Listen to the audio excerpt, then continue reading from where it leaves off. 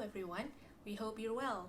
We are now back in Singapore, but we had a bad thing happen to us in Barcelona 2 days before we flew back. We lost one of our bags, incidentally the one where we kept both of our passports, among other things. Needless to say, we had 2 stressful days figuring out how to deal with the situation and to still be able to fly back as planned without our passports.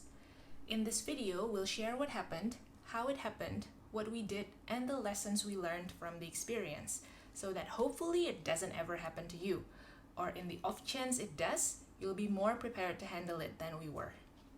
So this is what happened. We flew from Palma de Mallorca to Barcelona just 2 days before our flight back from Barcelona to Singapore. From the airport to the city center, we took a train, and the train wasn't empty nor crowded. So to accommodate other people who might need the seats and space, we put 3 of our bags on the overhead shelf right above our seats. After the train departed, at one point on the way, we realized that one of the bags was gone. I tried to look for it in our carriage, but couldn't find it. We wanted to report it immediately, but there was no security officer in our carriage and we couldn't access other carriages. A fellow passenger advised us either to wait for an official to come down to our carriage or to get down at the next big stations, the Barcelona Sands, and make a report there. But after a while, there was no sign that any official would come into our carriage. So we decided to just go down in Barcelona Sands and go to the police office nearby. Unfortunately, the police office was unmanned and empty. We rang the bell at the door a number of times, but no one answered. We also asked the people around, and no one knew where the police were. This was 2:30 in the afternoon. Were the police having a siesta? After a frustrating wait, we decided to go to the directions of our hotel and make the report at the nearby police station. This was at La Rambla, the city center, so there was a big police station and we were immediately referred to an English-speaking staff. She interviewed us about what happened, where, when, and we gave her our identity details as well as the content of the missing bag. In the bag, we had our passports, Arnold's laptop, my iPad, my Singapore wallet and credit cards, and a few other things. The irony was, we put a lot of important items in that bag because it was an anti-theft bag. It had a hidden zipper, was made of a material which could not be slashed open, and had an inward-facing compartment for important documents, in which we put our passports. Obviously, none of these mattered when the whole bag was stolen. In fact, whoever took the bag might have taken it because he recognized it as an anti-theft bag. Back to the interview at the police station, it took nearly an hour because she asked us a lot of questions. We had to repeat some of our answers multiple times due to the language barrier, but finally we were ushered to a waiting room and asked to wait for the police report. While waiting for the report, which took another hour, we looked for embassy and consulate for Singapore and Indonesia because we wouldn't be able to fly without our passport and we needed their help. There was a Singapore consulate in Barcelona, but the nearest one for Indonesia was in Madrid. Edina was told that if she sent all the details by that day, she would be able to receive her document of identity by the next day. However, I was told to come in person, bringing all my documents, and that the process would be completed within a day. The problem is, Madrid is 3 hours away from Barcelona by train, so we weren't sure that we can go together because Edina needed to take care of her document on the same day. We decided that Edina would stay in Barcelona while I would take the first train in the morning to Madrid the next day. We also found a place to do our pre-departure coffee test near our hotel. That was our last day in Barcelona, so any delay, any kink on the plan would mean that we have to postpone the flight, but that's the best that we could do. While we were discussing our next course of action, the police report was completed. We noticed immediately that there were some mistakes in the report. The list of missing items was incomplete and they got my nationality wrong. Instead of Singapore, they put Indonesia. We pointed these out and were told it was okay.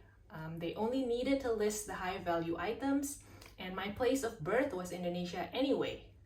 Well, place of birth and nationality are two different things, but by then we were too tired to argue, accepted it, and left to check into our hotel. We then decided to rest because we were tired, frustrated, and stressed. But unfortunately, we couldn't get a good rest that night. On the next day, I took the 6:45 a.m. train to Madrid, and I arrived at the Embassy of Indonesia at about 11 a.m. Thankfully, I got everything sorted out and I received my temporary passport within a couple of hours. So I was able to get back to Barcelona in time for our COVID test and for Edwina's appointment. Luckily, our COVID test results were negative. Checking into the flight in Barcelona and the immigration check in Singapore took longer than usual, understandably, because of all of the different documents and explanation we had to do. But we made it back to Singapore safe and sound. Now that we've come out the other side, here are the lessons we've learned. Number 1, always keep important documents on you or as close to you as possible when traveling. Number 2, we probably will think twice about putting our bag in an overhead shelf compartment. We probably prefer to keep it on our lap or between our legs. When in public places, stay alert, don't drop your guard. We thought the train from the airport was relatively safe, so we could have been chatting and not watching our surroundings as vigilantly. Have digital copies of your identifying document in the cloud so you can access them anywhere. To make a new passport replacement, we need to show our copies of the passport that we lost and other documents as well. Thankfully, we have them all in our Google Drive. Get travel insurance that covers the loss and damage of your goods. Our insurance covers these, but has a limited sum insured per person that we might actually exceed. Nevertheless, we should be able to get some money back to replace some of the items we lost, which is better than nothing. If possible, it is good to have a list of items that you have in each bag, especially the high value items. In such situations, your brain can't remember everything. We forgot to report a few items that we lost because we were shocked and worried.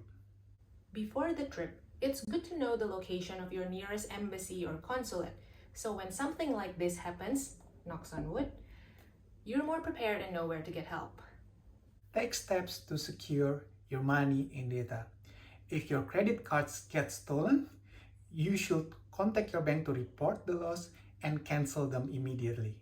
For devices, you should try to wipe the content remotely, remove them from the list of your trusted devices, and change the password of the accounts that can be accessed through these devices.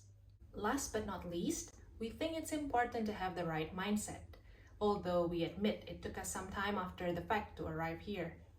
There are risks to traveling, and what's most important is that we're both safe. Material things can be replaced more easily than our experiences, so we shouldn't let it ruin what has otherwise been a great and wonderful trip. This is not a pleasant topic, but we think it's important that we share what happened and what we learned from it so you can benefit from our experience, although we wholeheartedly hope you wouldn't ever have to deal with something like this. Thank you for watching.